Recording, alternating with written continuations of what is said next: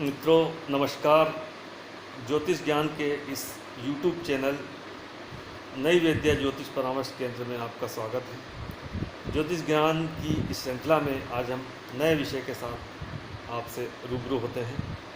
आज हम बात करते हैं नीच भंग राजयोग एवं विपरीत राजयोग, ये क्या होते हैं इसके बारे में बताते हैं।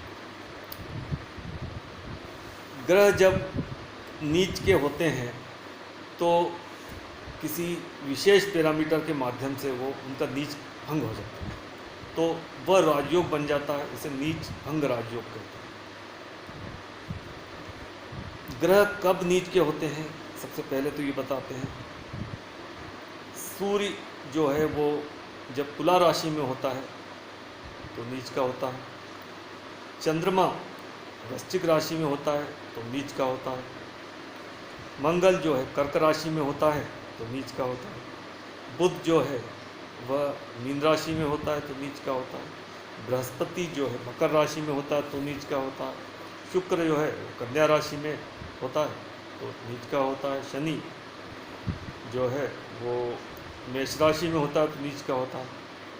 राहु वृषभ माफ कीजिए राहु वृश्चिक एवं धनु राशि में जब होता है तो उसे नीच का कहा जाता है। एवं केतु जो है वृषभ एवं मिथुन राशि में होता है तो नीच का होता है। अब ये जो ग्रह है इन राशियों में जब होते हैं तो उन्हें नीच का कहा जाता है, लेकिन कुछ पैरामीटर्स के आधार पर उनका नीच भंग हो जाता है। आइए हम जानते हैं कि किस तरह से उनका नीच भंग होता है। यदि ग्रह नीच राशि में पड़ा हो और यदि वह जिस राशि में नीच का होता है वह ग्रह भी वहीं मौजूद होता है तो उसका नीच भंग हो जाता है। सबसे पहले तो यह देखो। इसके बाद यदि जिस राशि में ग्रह नीच का होता है उसका स्वामी की यदि दृष्टि हो जाए उस पर तो भी उसका नीच भंग माना जाता है। यदि जिस राशि में ग्रह नीच का होता है उस राशि का स्वामी यदि लग्न से केंद्र में हो तो नीच भंग हो जाता है। यदि चौथा चंद्रमा से यदि वो केंद्र में हो, वह ग्रह जिस राशि में नीच का होता है उसका स्वामी यदि चंद्रमा से केंद्र में हो तो भी उसका नीच भंग हो जाता है। अब यदि जिस राशि में ग्रह नीच का होता है उसका राशि उसी स्थान पे उसी भाव में यदि कोई उच्च का ग्रह आ जाए तो भी ग्रह का नीच भंग हो जाता है।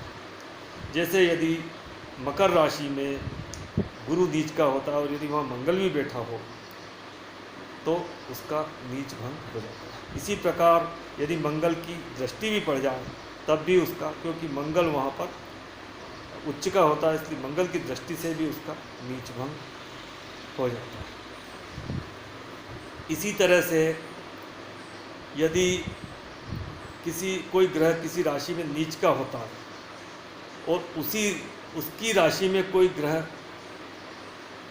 उच्च का होता है तो वो ग्रह यदि देख ले, जैसे गुरु यदि मकर राशि में नीच का होता है तो गुरु की राशि में शुक्र जो है मीन राशि में उच्च का होता है तो वो यदि शुक्र की दृष्टि पड़ गई हो या शुक्र भी वहाँ मौजूद हो तो भी नीच भंग हो जाता है।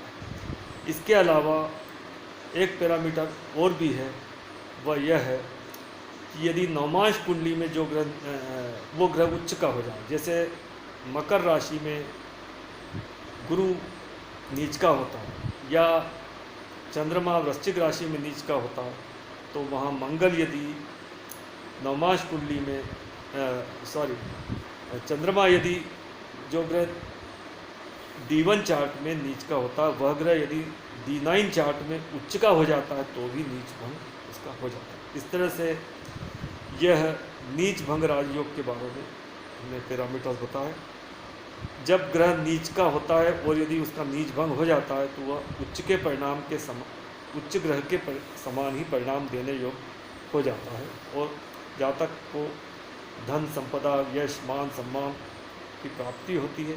नीच भंग होने से उसको संघर्ष करने के पश्चात परिणाम प्राप्त होते हैं। पूर्व में उसे परिणाम थोड़े अशुभ परिणाम, नीचता के ग्रह की नीचता के परिणाम प्राप्त होते हैं, लेकिन पश्चात उसकी हार्ड वर्किंग की वजह से, अथक प्रयासों की वजह से उसे सुपरिणाम प्राप्त होने लगते हैं। इस तरह से नीच भंग राजयोग के बारे में बताया, और उसको राजयोग कहते हैं, चाहे अतः वो राजयोग के भांति परिणाम देता है। अब हम विपरीत राजयोग की बात करते हैं। विपरीत राजयोग कब बनता है?